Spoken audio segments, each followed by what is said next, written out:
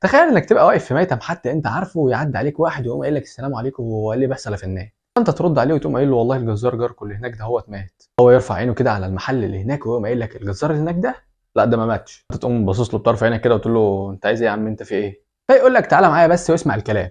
وانت تجري وراه على بيت الراجل وما انتش فاهم حاجه. وعلى طول اول ما وصل طلب من الستات ان هم يبطلوا عياط خالص وياخدك انت وكمان كام واحد كده ويخشوا على الاوضه اللي هو موجود فيها. فانت تكمل برضه وما انتش فاهم اي حاجه خالص. هو يقوم قايل لك ارفع رجله كده لفوق وحاول تخبط على بطن رجله. هو ماسك ايد الراجل وبيحس عليها كده وانت ما انتش فاهم اي حاجه برضه. وفجاه تلاقيه قام قايل لك كفايه ما عدتش تخبط. وبعدها يقوم مطلع ازازه من جيبه ويقوم حاططها في بق القتيل. فاذ فجاه تلاقي الجزار صحى. هوب انت تقوم قايل امنت بيك يا رب. مين ده يا جدعان؟ والناس اللي حواليك كلها عيله صوتها وهي بتقول ثابت يحيي الموتى. فعلى طول يروح على بيته جري ويقفل باب بيته عليه. وهي دي بدايه قصه بطلنا النهارده، ثابت ابن قرة.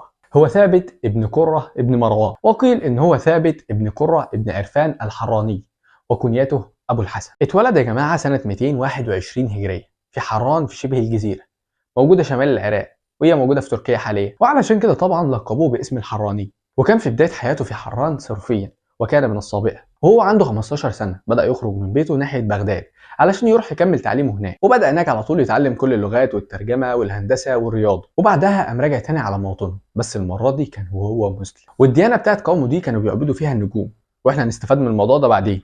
بس بعدها هو لما رجع حصل ما بينه وما بين قومه حبة مشاكل بسبب الاختلاف في الدين ده. فعلى طول انكروا عليه الموضوع ده وحرموا عليه ان هو يدخل الهيكل بتاعهم تاني. فعلى طول قام خارج من حران الى كفر توثة، وهناك قابله محمد ابن موسى شاكر هو واولاده. ومحمد ابن موسى شاكر ده يا جماعه ليه قصه جميله جدا هو واولاده، باعتبارهم ان هم اول عيله علميه في التاريخ تقريبا او في تاريخ الدوله الاسلاميه. والراجل ده يا جماعه في نفس الوقت كان قائم على بيت الحكمه اللي في بغداد، واللي انت لو ما تعرفش عنه حاجه فانت لازم ترجع على طول لحلقه ابن الهيثم. فاعجب جدا بذكاء ثابت ابن قرة، وعلى طول اخده معاه على بغداد، وهناك خلاه يقابل الخليفه المعتضد. وعلى طول اول ما وصل بغداد وبدا يقابل الخليفه والخليفه اتعرف عليه.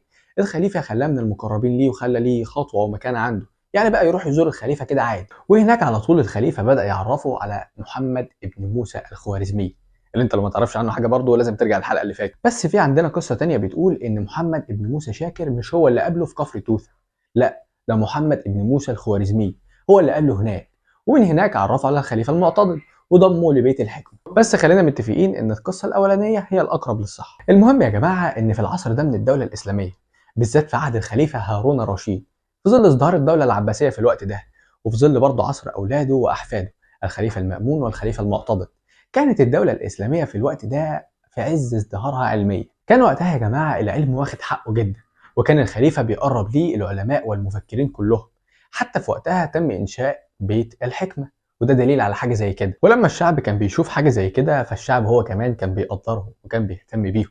فالشعب كان حاطط للناس دي مكانة عليا برضه، علشان كده كان كل واحد بيسعى ان هو يوصل للمكانة دي. فالحركة دي يا جماعة خلت كل العلوم والهندسة وحركات الترجمة متطورة ومزدهرة في عصر الدولة الإسلامية. فلما أقول لك إن هو كان كثير التردد على الخليفة اعرف إن ده الطبيعي بالنسبة لكل العلماء. طيب خلينا نرجع تاني لقصتنا علشان نحسك زهقت، وافتكر إن احنا كنا واقفين عند لما ثابت رجع على بيته وقفل على نفسه الباب. فعلى طول الخليفة وصل له الكلام ده، وعلى طول عرف إن ثابت دخل وقفل على نفسه الباب وتجنب الناس كلها.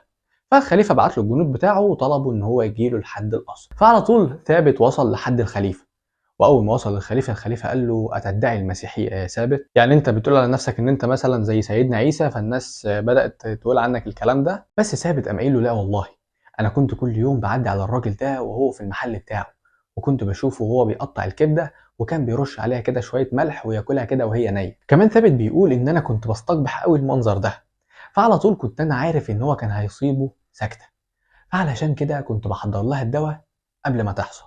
واول ما عرفت ان حصل له اللي حصل ده طلبت ان انا اروح على بيته علشان اعالجه. فثابت بيكمل القصه بتاعته وهو بيقول ان انا اول ما رحت هناك المنزل بتاعه بدات ان انا امسك ايده علشان احس النبض، وعلى طول طلبت من الغلمان ان هم يرفعوا رجله ويخبطوا على بطن رجله كده علشان الدم يبدا يرجع تاني لحد قلبه فقلبه يشتغل. وعلى طول اول ما حسيت النبض تحت ايدي قلت للغلمان ان هم يبطلوا تخبيط على رجله، وقمت مطلع الدواء من جيبي وقمت عطوله لحد ما استساغه كده وفاق. وهنا يا جماعه بنلاحظ حاجه مهمه جدا، قد ايه الحضاره الاسلاميه في الوقت ده كانت حضاره متقدمه جدا ومزدهره جدا. تخيل ان هم كانوا بيدوروا على العلاج وبيوصفوه للداء اللي لسه اصلا ما حصلش. وكان في نقطه مهمه جدا كمان بتميز كل العلماء دول عن اي علماء تانيين، ان هم كانوا مبدعين في كذا مجال.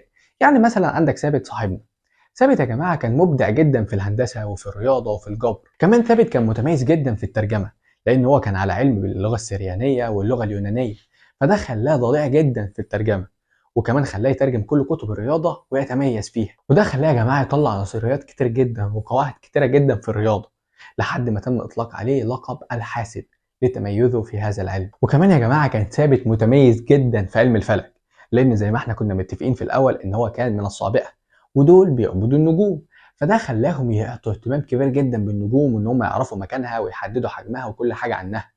فده خلاه متميز جدا في النجوم ومعرفة أماكنها، وقدر يجمع ما بين قدراته في علم الفلك وعلم الرياضة لحد ما وصل لطول السنة الشمسية.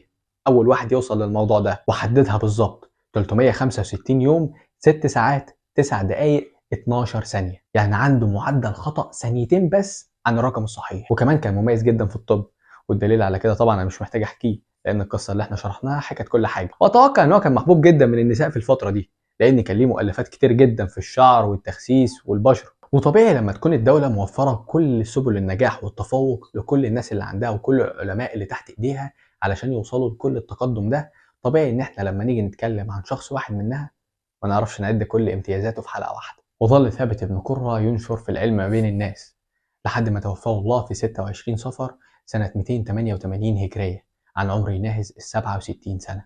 وبس كده، دي كانت حلقتنا النهارده مع واحد من اشهر العلماء العرب على مر العصور. وما تنساش تكتب لنا رايك في الكومنتس تحت، وتقول لنا لو في حاجه عايزنا نتكلم عنها.